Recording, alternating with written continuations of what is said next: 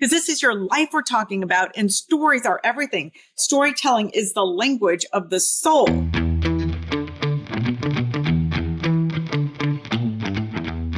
Hello, fellow trailblazers. It's Michele Phillips, and we are at another episode of Write Your Outcome. And I am with Lisa Haisha, and I always want to say in the studio because it feels like we're in the same room, but we're not, who is a fabulous author, speaker, coach. And I'm going to read all about her and why you really want to listen to this episode. Lisa is a boundary-breaking force of nature, constantly defying labels and challenging limits. As a mother, life coach, author, and transformational speaker, her diverse talents have taken her on a global journey through more than 60 countries. Wrap your brain around that. From boardrooms to yurts, colleges to prisons, Lisa's mission is to unearth the hidden superpowers within her clients, guiding them to live with purpose, authenticity, and courage. Her groundbreaking process of naming, framing, and taming the imposter within empowers individuals to break free from self-doubt and reclaim their identity. By guiding her clients to name their imposters, Lisa enables them to gain clarity, recognize how it affects their internal and external relationships, and she helps them to shift their perspectives. Framing your imposters allows you to understand their origin and see where taming it will empower you to accept them, accept your true self without judgment, and write the outcome you want. That last line was mine because we're going to feed it into this podcast. And welcome, Lisa. It's so great to meet you and be here. Yes, thank you. So you really got my attention so I have this thing where I say I name my ego. It's like the devil and the angel. I named my alter ego Wanda, and she's not very nice. So when I see you say name your imposter, I'd love you to tell us how you came to that and tell us more about that. Yeah, it didn't happen in a classroom. I got a master's in spiritual psychology and, I did a lot of work, but it came from being in temples, in yurts, with war survivors, with orphans, all of this stuff. I started seeing the same patterns within people. And I noticed that we're all so complex, and how people see one aspect of you and judge you isn't necessarily all of you. And I started seeing the pain in them and in clients of, I screwed up because I said this and I did this and this happened and this is the way it is and this is my story. And I'm like, whoa, wait a minute. Do you feel this way? And they're, no, but this is what happened. And it's like, wow, that was your imposter. Because we have these imposters that live on the stage of the brain. I started seeing different characters pop up in people, and not multiple personality disorder. No, it wasn't pathological. So it was interesting for me to start noticing that there's these subparts that sometimes take over to protect us, that were there for us as children, but we don't need them as adults, but they still popping up going, oh, you need me now. This is where I protected you when you were young. Then you start screwing up or making big decisions and then just going, what did I do? Because if you're a perpetual victim, you're going to find the narcissist, and the narcissist will prey on the victim. And, you could start seeing all these patterns of when working with people, especially the people in prison, of course you met this person. Of course you made that choice. And this is where your life is. That wasn't you. That was programmed when you were a child because this and that happened to you. So you had to create a persona for protection, either to tune out completely or to fight back strongly, really become the rebel. So it was fascinating when I said, think about this. Why don't you name that part who did that? Because a lot of, again, especially prisoners, but I found this in orphans. I found this with CEOs. I worked with billionaires in Japan. And the same story happened. Like the billionaire said, oh, we don't do therapy. I'm going, I know. So you could talk to me because nobody knows me. I'm American. And they'd say, oh, this is the truth of me. And I'd say, oh, insights. Because they would share like how they were hiding aspects of their self from their parents or from their spouse or from their colleagues, and they couldn't share. It was so compartmentalized of who they were for each person, because each, like the wife would react differently than a colleague and compared to a boss or their children. So they had to become who that person wanted to see. And then I saw that in orphans going, oh, if you're this person, I have to act this way and be this way. I'm like, no, you don't. Who are you? Just play, be you, be rebellious, be whoever you are. So I could understand you. And I started going, wow, this starts when you're young and it never ends if you don't pay attention to who's speaking right now. Is this me, or is this my wounded self? And if you live your life through your wounded self, like all of us do, unless you start getting a handle on it and start noticing it and take the time to sit down and write down, okay, I just overreacted there. I'm triggered. I can't believe so-and-so just said this about me. You have to stop. And before you respond, silence is very powerful. Before you respond, think about it.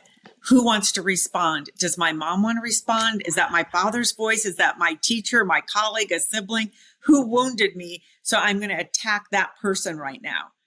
So once you realize that, you're like, oh my God, how silly. And if you could take gosh, you're saying so many good things and you're triggering so many. I mean, we could talk. I have so many questions, but I want to unpack this a little bit more, but I really want everybody listening to really zero in on what you said about, this is universal. We're all human. So whether you're an orphan, a CEO, you're living in a yurt, you're in a prison, this is the human condition. And, you know, that there by the grace of God go I, right? So all of us, so that's really what I want people listening to know, that we all have these different parts. And it's the awareness of these different parts, which will set you free from the different parts. So let's start there. How did you come up with the process, naming, framing, taming? I first came up with the imposters, the imposter model, where I discovered I made it a game, because when I was working with people, once I really started my practice, and this is about 20 years ago, I started having clients that they didn't really want to open up, or they were speaking. I'm like, are you sure about that? You know, they were cagey, or they were saying things I thought, oh, they don't want to tell me the truth. They're just, they're embarrassed. So they're covering it. And a perfect example was that I had someone who came to me who lived in New York and had a regular therapist for 10 years weekly. And he liked that, the consistency and one person to always talk with. A lot of people are like that. So he was looking for someone in Los Angeles because he just moved here and I was recommended. And I said, oh, no, I'm not the type to hold someone's hands for a lifetime. I do 8 sessions. We're done. Go fly. Young child, go fly. And he was in his 30s, early 30s, good looking guy, smart guy.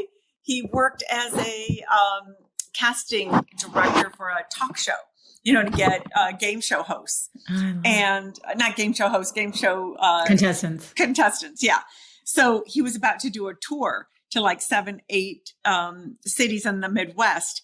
And, you know, he said, but I really want to be a documentary filmmaker. And I'm like, what's stopping you? You've been doing this for 10 years. He's like, I don't know. I don't know how to connect. I don't know how to network or move up. I'm like, okay, you're like a perfect person, like looking at you.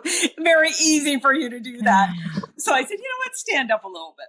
He stood up and I said, turn around and just tell me you're gay. He's like, I'm not gay. I go, just, it's a game. We're improvising. So he stood up and I'm gay. And I said, let's do it again. I'm gay. And then he turned around and I said, just keep doing it. Then he turned around again. Then I pretended I was his father. And I went, you're shaming the family. And he's like, what are you doing? I said, just turn around again and say it. Then I was the mom, you're ruining my marriage. Just making this up because I'm going, that's a strong dynamic in different families that break up families. So I just want to start as bold as I could. Then he ended up turning around saying, Lisa, I'm gay. And I'm like, what? He's like, how did you know? I go, I didn't know. I'm just. You did know. Something in you knew, I think. To shake him up, to get rid of whatever shame it was. And I was using that as my model. And then I said, then what is going on with you? He lives in West Hollywood, one of the most gay areas in the country. You know, a lot of, you know, it's like everyone's open over there. It's so open and beautiful and everyone gets along and is supportive. And he still drove an hour out to go date, to go out, to go to nightclubs. So he said, bottom line is he couldn't connect because he couldn't be truthful. And from that, I started going, you know what? Let me start seeing who it is. I go, that's not you. That's someone else. That's your child going, oh, my dad was so strict, so I can't be me. So your story is, I can't be me or I won't be loved. And he's like, what? And so I said, you know what you're going to do? You're going to go on that bus. Before you leave, you are going to put up signs in all these gay clubs in every place, the gay bars, and say, I'm doing a documentary, because he wants to do a documentary. And he did that. So long story short, he did this journey. Then he ended up in New York telling his dad, came out to his dad, then did a documentary and gave me a lot of credit for it. And then he came out on this film, and he said it was the best thing he did. He changed his life and he became a documentary filmmaker. And so it was powerful. amazing. So I'm going, it's the imposters, because then I started saying, oh, it's an imposter. And that just started coming out, because imposter syndrome. Oh, maybe I'm not good enough to be. Yeah. And then I started working with clients in about 3-4 years. And I started writing down what their dominant imposter is. So I got 7 that came up the most. There's okay. Now do tell. Can you share some of them?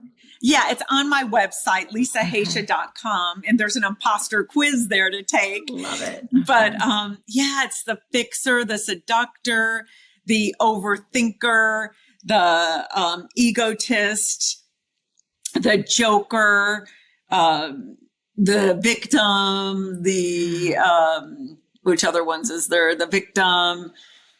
There's a couple more. That's okay. I'm gonna put you on the spot. Blank. Yeah, but that's what happens because we're yeah, they're amazing because it really helps you decode yourself. And when you start doing it, and people who do it, and sometimes people go, oh, well, I'm like a people pleaser. It can fall into one of the other categories. But that's the first one that came up when I think of me, when you were running through them. I was waiting for you to say the one I forgot is the judge. Yeah. Okay. Yeah. So, and that's a big one. But once you know that, you just go, oh my God, that's my judge. And what I like to do and tell people to do is name it like you did. You named it, because when you give it a name, oh, my dad was always judgy. So, I go, oh, that's my dad when I'm judging. I'm going, what am I doing? Why am I being my dad right now? What fear me? What is this person doing to intimidate me right now? I love it. And it's really, for me, it's helped me so much because it disassociates. Because when I'm balanced and I'm in alignment and I'm loving, I'm not Wanda. It's when I'm fearful, right? It's when I'm in doubt or I'm in fear that she rears her ugly head. And, my husband and I it helps our marriage because he's like, oh, Wanda's back, or when I asked him to name his, he goes, Bill. And I said, that's your dad's name. He goes, yep, that's my alter ego, Bill. But it really helps us break free sooner when I'm in the grips of this alter personality that wants to I feel like she gets a hold of me and her ego is so big and she wants it her way and she's gonna, and I feel the ugliness, it almost like just squishing inside me. But when I label her Wanda, it enables me to know it's temporary. To know that this is a temporary emotion. I like what you're saying about all the triggers from childhood. So true. I love what you're saying about this man who you're hitting on so many good things. I think the other saying I have is, if there's something I don't have in my life, it's because I have a belief that I can't have it for some reason. Right. And that's coming from an imposter. That's coming from something where is this coming from? That is telling me. And so I moved to the Hamptons 6 years ago. You want to talk about imposter syndrome? My husband got a job out here. So we moved out here and I lived in an area 18 miles outside of Manhattan. So I felt the area I used to live in was very diverse with classes, people, everything was just diverse all over the map. And then I moved out here and there's a big divide between the haves and the have-nots.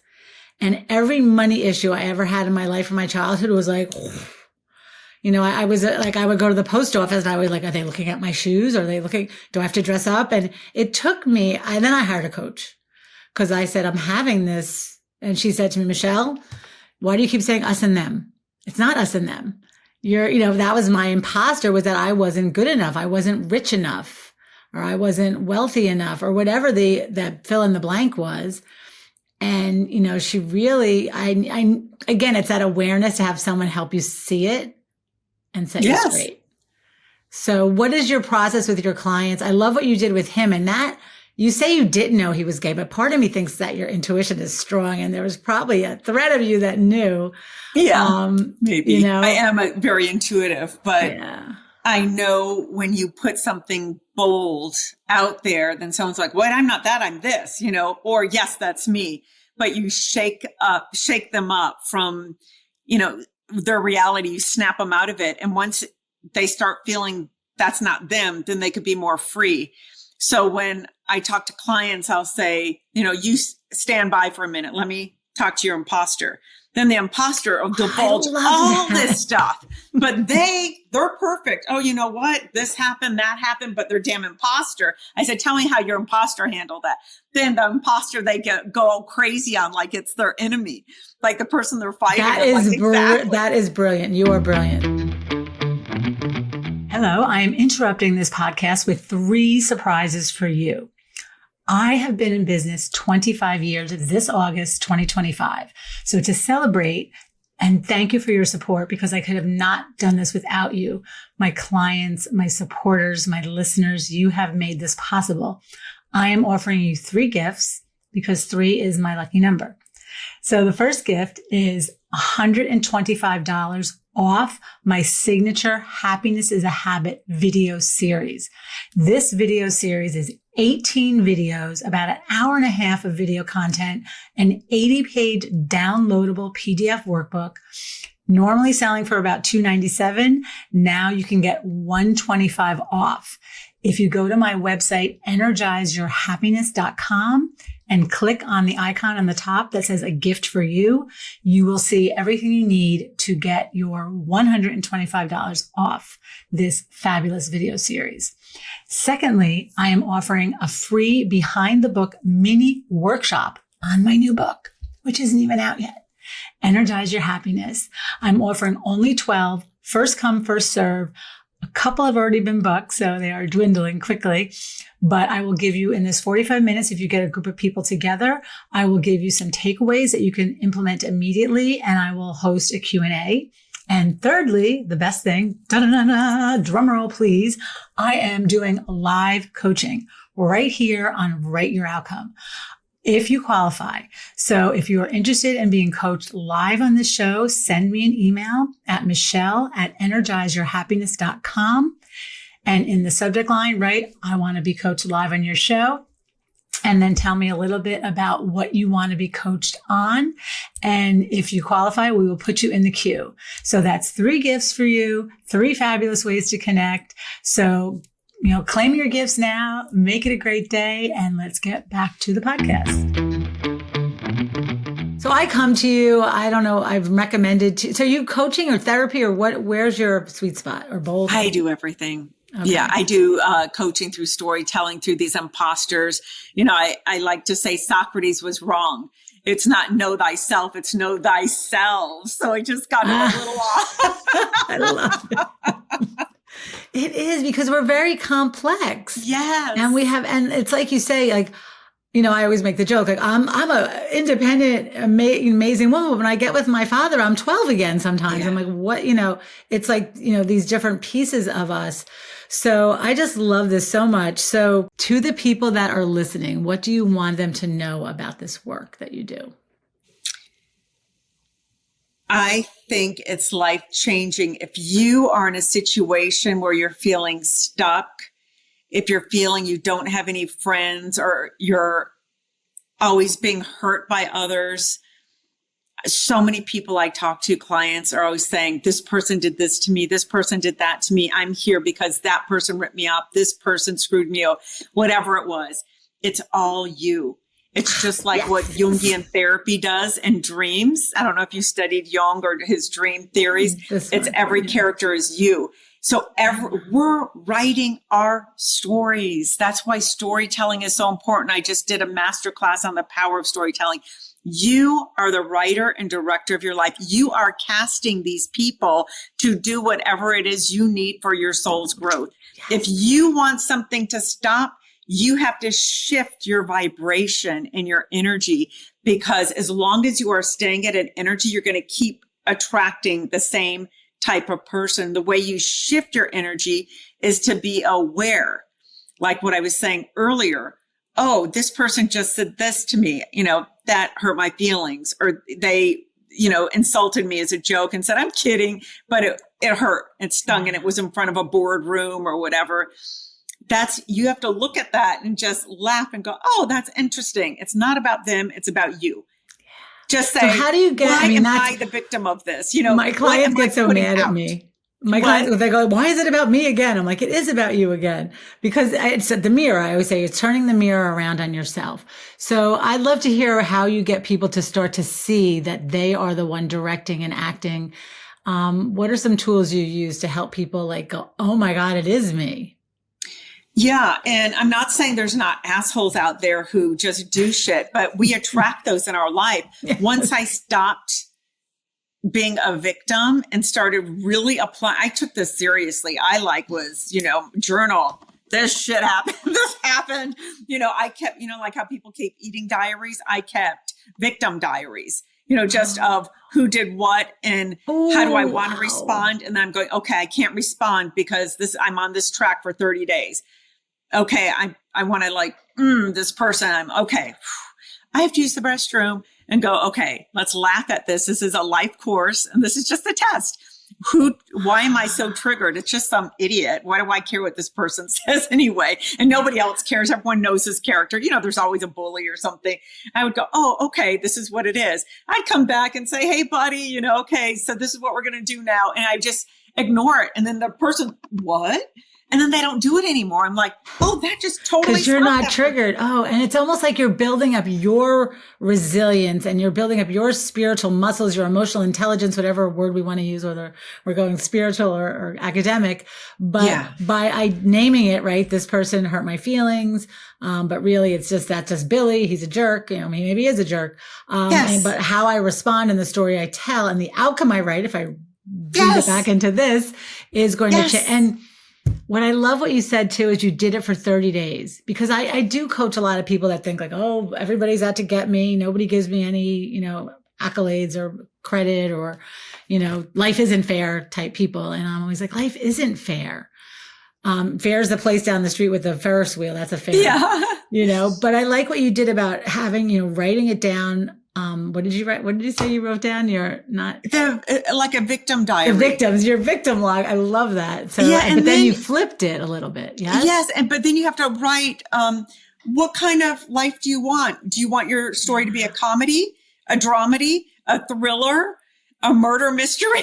Or what do you want? So I'm like, I was going at one point, I want a comedy, because I was in a very stressful situation on a film where someone took over. I was one of the producers, and the main producer needed more money and got financing from this idiot who was just the biggest bully ever, had no film experience, and then started going, oh, if you don't listen to me, I'm going to cut off your dick. I'm going to do that. I mean, like horrible things. And started firing everyone. And what is it was crazy. And I'm like, wait, I have 1 week left and I need this credit. I don't want to abandon these actors. And here are some pretty big actors on the set too. So when he went around, there's 20 of us in the room, all the producers, writers, and he was insulting everyone and saying, you know what, I think you could have to go and I'm not going to pay you for the next week. And then it came to me, what are you doing? What have you done to contribute? I stood on my chair just by being crazy and doing this work. I was in the middle of this. So I said, oh, I get to be out of the box and I want a comedy is what I wrote for my story. I stood on my chair instead of sitting down or just standing up. I don't know where this came from. I stood on my chair and said, I'm Lisa Haisha and I'm an alcoholic. And it first started when I was working on this film. It was so peaceful. Then this guy came in out of nowhere. Someone hit him and he called Larry Parker and he got $2 million, that ad called Larry Parker and I could get $2 million. Yeah. He got $2 million. So he bought $500,000 to buy this film that was almost finished so he could be the writer, director, the producer, and just, and I just did his story. Then this guy came in, started bullying people, and then put me on the spot. I didn't know what to do. And so I became an alcoholic to survive. But you're Everyone's got breaking free of the patterns that we get so hooked. We get so emotionally hijacked by, it's personal and they're doing this to Yes. me. And And it he was just so breaks. serious of, tell me about you. Tell me. And everyone goes, well, I've done this and I deserve, because I did this, I deserve to get my paycheck. And I just stood up and said, it's so stupid. And I made it so stupid. Everyone laughed. He laughed and said, you get to keep your job. I don't even have to know what you did. Because it was so absurd, so out of the box that I didn't fight more. If you want to fire me, fire me. If you don't, I don't care at this point because it's ridiculous. And I'm not going to follow you because I know soul blazing. I love, we're going to get to soul blazing. So there's so many things you're saying here. I want people to just really take note. It's naming your imposters, right? Really, naming who they are. And then you're going to, I love the victim log. If you're feeling like life isn't fair and things don't go your way, start keeping a victim log, which is all well and good. But then you got to shift that and say, what's the story I'm directing here? Is it a comedy? Is it a romance? Is it a happily ever after? Then create it. Yes. And then you have to do something to create it. So tell us, I have so many questions for you. Tell us about the movies. Tell us about soul blazing. Where do you want to go next? Well, tell us about the book Soul Blazing. First of all, I feel stories are the key to life. And everything I do, from each imposter tells a story. The victim, you're telling a story through that voice, or your overthinker, or your judge, or your seductor, your ego. All these tell a story. Oh, I'm a victim because when I was 3, when I was 12, this happened or that, I can't make a decision because I was never allowed to make a decision and I need people to love me and I need to be perfect. And so I can't finish that book. I can't do this because it's not perfect yet. And, whatever it is, I need to be a seductor to get an acting role or to get a job or a guy. I'm going to use my seductive powers if you don't do as I say. We all are using whatever we can to gain power and to keep power. So storytelling isn't just about how we connect. It's to remember who you are. It's so important because if we lose the thread of our story, we lose the thread of ourselves, if that makes sense. Because you were born and here's your ending. If you start letting other people write your story, like that guy, producer could have started writing my story. Oh, I was in the film business, but then I had to quit because I had this traumatic experience. That made several people quit the business forever because it took them a long time to get over the emotional stuff. But when you made a joke, I'm like, now let me go on to the next one. Handled that, check. Because I weaponized him with the power of knowing thyself inside of me and going, let me bring out my joker right now. That's what's needed in this situation. Not my victim, not, oh, please don't let me, because I've been working on this for this long and I need the money and whatever. It was so you bring in, so that's where your imposters could become your saviors instead of your saboteurs. They could become your superpower. Okay. But you have to know this work really well and take the time to practice it, because it's not convenient to practice because you want to just go to somebody when they do something, road rage or whatever it is, when you have kids. But naming them is almost gamifying it. Yes. And when you gamify something, it's a little more fun. And I've only done Wanda, so I guess I have to know some of my other selves. You need to know more. Yeah, yes. I need to create some more names because it does gamify it, and then it helps you get through it. So tell us about soul blazing. Is that what the soul blazing is? What you just described just now? Yeah, it's the imposter model, and through the know thyself paradigm of really understanding who you are. And once you start playing instead of taking everything so seriously, things just unfold. Even when, I have so many clients who want to be an author, speaker, and they come to me because that's what I do. And they go, how do I get into it? And here's all my boards. Here's my whiteboard. Here's the facts. Here are my slide presentation. And they're beautifully done and numbers and graphs. I'm like, who cares? They're like, what are you talking about? I said, facts and form, but stories transform. Tell me what your talk is without using these slides. Just share. And then it is such a different person compared to, the chart says if between 300% and 800%, the people, blah, blah, blah, blah, blah. It's like people don't remember what you said. They remember how you made them feel. Yes. Right? I like what you're doing too. So it's data that moves people. It's the meaning we assign to it through narrative.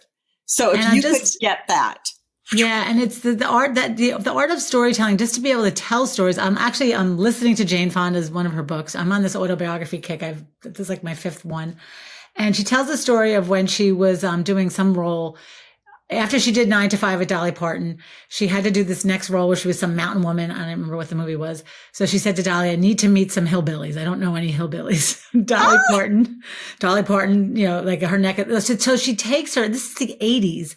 They go to this part of the country in Tennessee, in Nashville, in Tennessee someplace, where people still don't have electricity and they have outhouses. And this is the 80s. And I'm trying to wrap my brain around the story. But she said, I always thought Dolly Parton was the only one she was such a good storyteller. But all of these people were such good storytellers because they had no electricity. So they weren't watching TV all night long or whatever. God, that's brilliant. And I thought to myself, I said, you know what? I want to get better at storytelling. And I did, I have my stories that I tell, but I like what you're doing, is, having them tell their story, like put away the persona and all that stuff, tell your story.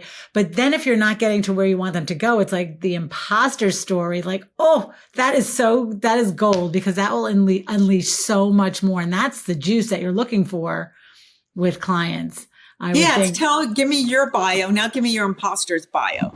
And it's different when people start looking, because this is the face I'm presenting to the world, but this is really who I am.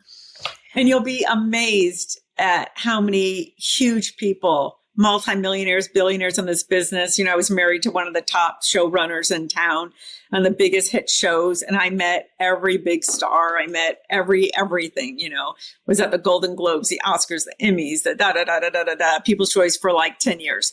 And all the guest stars on them all, and all the baseball games with this show against. And some of the biggest stars have imposter syndrome and just going, I don't even know what I'm doing. And I'm like, oh my God, like awesome. Well, but they're still struggling.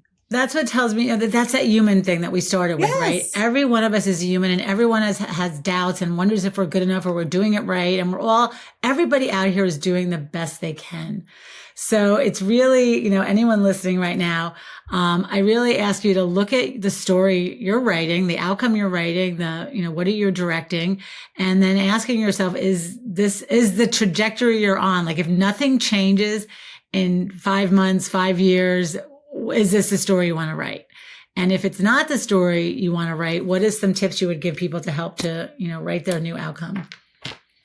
Again, going back to doing this work, taking the time to really not be afraid. Let your imposter tell your truth, if you need to, and you keep your story for a minute. Then as you start working on this, you start realizing how silly it is. And they could always come to me or come to another coach to get it done, but they have to do it themselves, really. It's really about doing the homework every day. They could talk to me and I could say, oh, this is where you screwed up, or this is what you need to do. But if they don't do it, it doesn't work. And even these big stars, they're like, oh, I want to do this and I'm going to do it. And they can't if they don't keep up.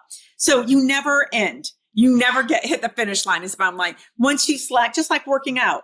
If you don't work out for a couple months, you're kind of back where you started. You still could get strong quicker. You could pick it up, but you got to start over. So just keep it up, because this is your life we're talking about, and stories are everything. Storytelling is the language of the soul. And I know you know that. So when we tell our truth, we're not just healing ourselves, we're giving others permission to do the same. So when I start sharing my story and people start going, oh, you reveal that? And then they go, this is what happened to me. And then once we could all just go, you know what? We're all flawed. We all have ick. We all are messed up, and we're all on the journey together. Let's hold hands on this brave ride. And have a little more fun. Let's not be so intense. And oh my gosh. But that's why, people like you that are out there doing this work, I always say the energy is moving fast right now. And you can either take that energy that's moving in our planet and you could crash and burn, or you could do the work. And if you know how to manage the energy and manage the flow and direct your life, you can be, managing that energy in a good way versus the doom, what I call the doom and gloom report, everything's going to hell in a handbasket. And, it's like, so there's so much to unpack here. This is wonderful. I think I have to have you back for another episode because I want to hear all about the Hollywood stuff is very fascinating. And I think that at the end of the day, we all have to do the work. Yeah. So anyone listening, what have you done? I always say, what have you done for yourself in the past 12 months with your own time and your own money to be a better human being on this planet? Beautiful. And investing. Any final words of wisdom, Lisa? I don't know. Maybe stop waiting for permission. Stop waiting for permission. Stop performing for acceptance. Because we all are where we are. We're all on the ride. Just enjoy the ride. Yeah. Enjoy the ride. I tell them enjoy the ride. It's going to be over so fast if you keep bombarding yourself with the news and doomsday, and that's not your ride. Enjoy the moments. Go outside, walk barefoot on the grass, smell nature, play with animals. Just do something for yourself because it's over so fast.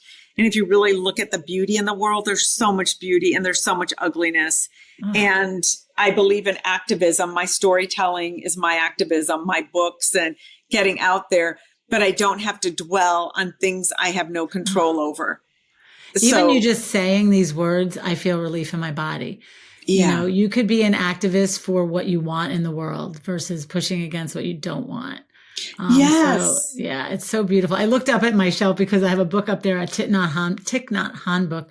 That the title, I just love. It says, "Go slowly, breathe, and smile." Yes. And I put it where I could see it because I need to remind myself. Yes. Of that. And we got to remember that.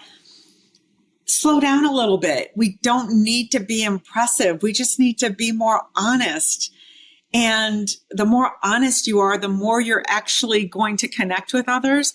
People don't want to go, I have this friend because they're so impressive. What they want to do is get to know you, then start ripping you apart and putting you down to others because they're jealous of you. But well, if you're honest, I'm a big just feeler of energy, and I feel your energy. I feel your genuineness. I feel your commitment to this work. Tell everyone where they could find you, follow you, connect with you. LisaHaisha.com. And I'm on Instagram. I'm on LinkedIn. I'm on TikTok, Facebook. I'm everywhere. I'm hard to miss. She is what did it say? A boundary breaking force of nature. And this has been absolutely lovely. So please, if you have your phone in your hand right now, if you're anywhere near your computer, go connect with Lisa. She's got 4 fabulous books out in the world, maybe more, 4 that I'm seeing on my sheet in front of me. And buy her books, do the work, Soul Blazing. Oh my God, look at these beautiful books. The Me Journal. This is the journal. And I'm having such a beautiful energy exchange with her right now. So thank you, Lisa. Thank you. It was so much fun. Thank you, everyone. That is this episode of Write Your Outcome.